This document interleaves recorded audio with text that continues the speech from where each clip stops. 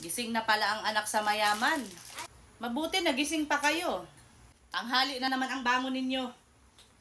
Kaya nababad na naman ang mga mata ninyo. Sa kakasilpo ninyo. Napakasarap talaga ng mga buhay ninyo. Dapat hindi pa kayo gumising. Napakahusay talaga ninyo.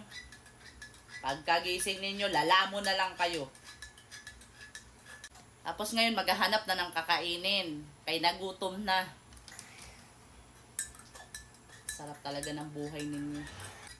Kain, tulog, cellphone, lakwat siya. Paghusayan ninyo yung estilo ninyo. Pagkagising, tutunganga.